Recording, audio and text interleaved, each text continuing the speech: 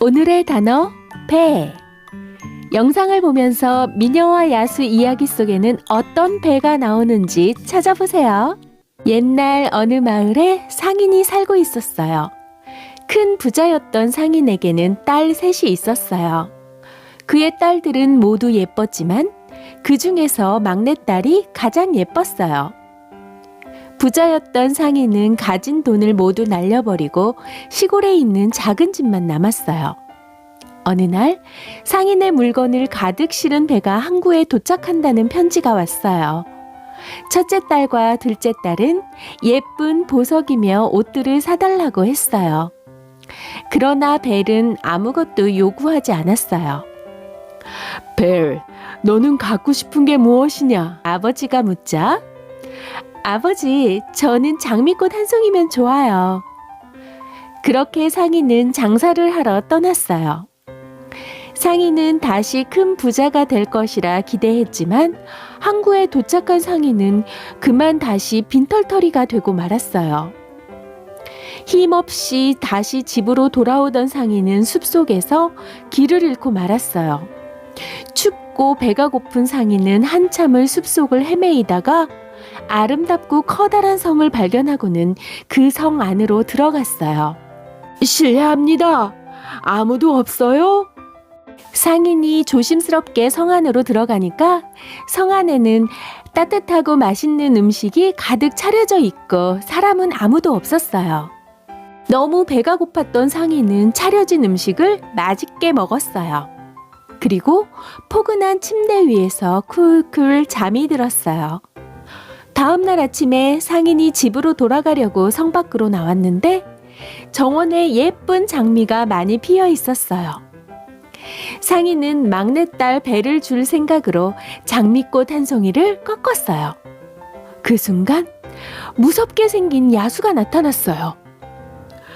너를 불쌍하게 생각해서 내가 좋은 음식과 따뜻한 잠자리를 베풀어 줬는데 너는 은혜도 모르고 나의 물건을 훔치다니 너를 용서하지 않겠다.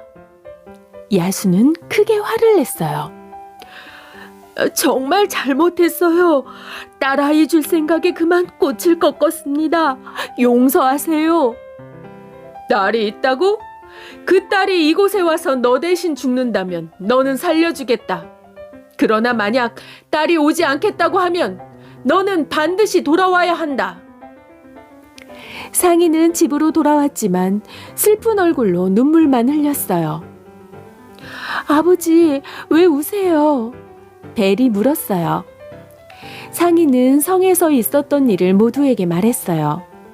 아버지, 제가 성으로 가겠어요. 벨이 말했어요. 안 된다. 너를 죽게 할 수는 없다. 내가 가겠다. 안 돼요. 아버지를 그곳으로 보낼 수는 없어요. 아버지가 없는 집에서 사는 것보단 차라리 죽는 게 나아요. 가족 누구도 벨의 고집을 꺾을 수는 없었어요. 상인은 벨을 데리고 야수의 성으로 갔어요. 성에는 맛있는 음식들이 한가득 차려져 있었어요.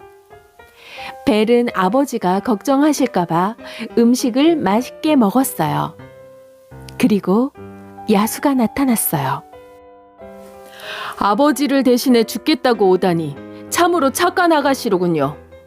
딸은 이곳에 두고 혼자 집으로 돌아가시오. 그렇게 아버지는 혼자서 집으로 돌아갔고 벨은 성에 남았어요.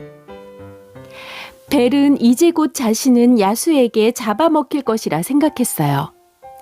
벨은 자신이 죽기 전에 아름다운 성을 둘러보기로 하고 이곳저곳을 다녔어요. 벨은 벨의 방이라고 적혀 있는 방 안으로 들어갔어요. 방은 아름답게 꾸며져 있었고 많은 책들이 있었어요. 벨은 반짝거리는 표지로 된 책을 한 권 꺼냈는데 책에는 소원을 말하시오라고 적혀 있었어요. 아버지를 만나고 싶어요. 벨이 말했어요. 그 순간 방 안에 있는 커다란 거울에 집으로 돌아간 아버지의 모습이 보이는 거예요. 거울 속의 아버지는 매우 슬퍼 보였어요. 매일 저녁이 되면 야수는 벨을 찾아왔고 함께 식사를 했어요. 벨은 처음에는 야수가 너무나 무서웠는데 시간이 흐를수록 무서운 마음이 사라졌고 대화를 나누면서 벨은 야수가 착한 마음씨를 가졌다는 걸 알게 되었어요. 그리고 매일 저녁 식사를 마치면 야수는 벨에게 물었어요. 벨, 나와 결혼해 주겠소? 아니요, 저는 당신과 결혼할 수 없어요. 벨은 야수가 착한 마음씨를 가졌다는 것을 알았지만 야수의 겉모습이 싫었어요. 그러던 어느 날 야수가 말했어요. 벨, 나는 당신을 사랑하오. 나와 결혼하지 않아도 좋으니 나를 떠나지만 말아주시오. 저도 당신이 좋아요. 그러나 아버지가 너무나 걱정이 돼요. 아버지를 만나고 싶어요. 벨, 당신을 볼 수 없다면 나는 죽고 말 것이오. 그러나 당신이 그토록 당신 아버지를 만나고 싶어 하니까 당신은 집에 다녀오도록 해요. 일주일만 있다가 반드시 돌아와야 하오. 당신은 내일 아침 집에서 잠이 깰 것이요. 이곳으로 돌아오고 싶으면 이 반지를 탁자에 놓고 잠을 자시오. 다음 날 아침 벨은 자신의 집 방 안에서 잠이 깨어났어요. 일주일 후에 벨이 성으로 돌아가려 했지만 언니들이 벨이 가지 못하게 말렸어요. 그렇게 열흘째 되던 밤에 벨은 꿈을 꿨어요. 꿈속에서 야수가 성 안의 정원에 쓰러져 있는 거예요. 벨은 깜짝 놀라 잠에서 깨었어요. 벨은 야수의 겉모습만 보고 결혼하지 않은 걸 후회했어요. 벨은 야수가 너무나 보고 싶었어요.